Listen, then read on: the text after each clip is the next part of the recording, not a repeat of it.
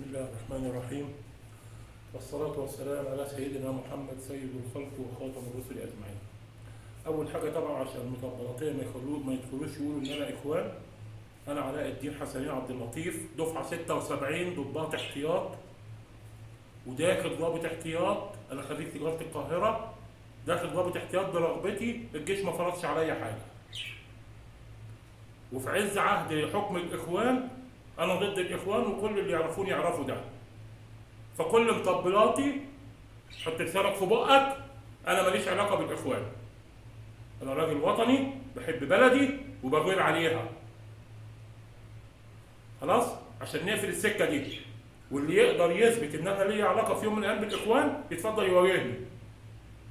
يبقى التطبيل ممنوع، سكة الإخوان مرفوضة. تمام؟ الحاجة التانية، البيه النائب اللي طالع يهجص ويقول لك المغترب يدفع 50% من دخله. يعني ما في داعي الا ادبي واقول لك كلمه محمد هنيدي في فيلم انا يا خالتي، قررت توزع من مال امك؟ حجم تجاره المخدرات عندك كام يا سياده النائب؟ تجاره المخدرات اللي بقت على الارصفه، اللي بتستنزف الدولار بتاع البلد. تجاره السلاح. قبل ما تتكلم عن المغتربين بره، نظف نفسك وانت وحكومتك ومجلسك، يا اما روحوا اقعدوا في بيوتكم. وقلنا لكم قبل كده، وزير الماليه مع البيه رئيس البنك المركزي فضل البيه طلع قرار من مجلس الشعب بقانون عشان ما حدش يجي يطعن عليه، 72 ساعه ممنوع الايداع بغير الجنيه المصري داخل مصر. عشان اوقف تسريب الدولار لتجاره المخدرات وتجاره السلاح، الاقتصاد الموازي اللي مدمر البلد. لو كنتوا فعلا نضاف، انما انتوا بتحموا تجار المخدرات وتجار السلاح. كل واحد فيكم يقدم اقرار الذمه الماليه بتاعه، يوم ما دخل مجلس الشعب كان معاه كام والنهارده عنده قد ايه؟ ومن اين لك هذا يا بيه؟ يلا بقى نفتح الباكابورت بتاع مصر عشان الناس تفهم.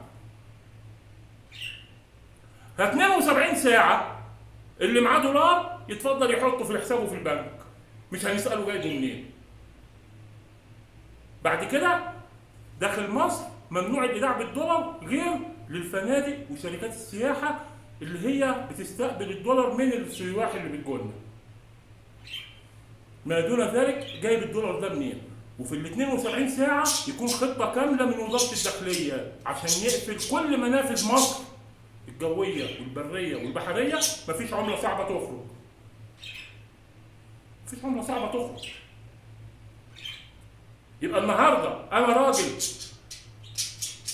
منتعش اقتصاديا، رايح اجيب شوكولاته ويسكي، اجيب اقلام ذهب، اجيب ساعات مش عارف الساعه بكام مليون. سعادتك عايز تفتح اعتماد مستندي، الدولار للاعتماد المستندي بتاع سعادتك ب 80 جنيه ب 100 جنيه، ما تفرقش مع المواطن الغلبان. دي سلعه ترفيهيه، اللي هياخدها يتحمل ثمنها، الغلبان ما يجيبش ما يدفعش ثمن الدولار بتاعها. الدوله هتجيب قمح عشان المواطن ياكل، الدولار ب 5 جنيه ب 2 جنيه. شركه ادويه بتجيب ادويه سكر وضغط بسبب القرف بتاع الحكومه ومجلس الشعب الوسخ. مجلس موافقون، مجلس اللي بيحمي تجار المخدرات وتجار السلاح وبياخد من الاشراف، هتديله الدولار ب 2 جنيه عشان يعالج الناس اللي جبتوا لها سكر وضغط وهتشلوها. يبقى كده انا بعدل وبظبط ميزان العمله الصعبه عندي. دي حاجه. الحاجه الثانيه، انا عندي كم انتاج ثروه مائيه غير عادي. يبقى الثقافه الغذائيه بتاعت الشعب لازم اوجهها لناتج الثروه المائيه واقلل استيراد القمح اللي هو المستهلك الاكبر للدولار في مصر. ده لو عندكم مخ، انما انتوا عصابه، انتوا شويه فشله، وان شاء الله طول ما انتوا قاعدين في البلد وحاكمينها هتفلس.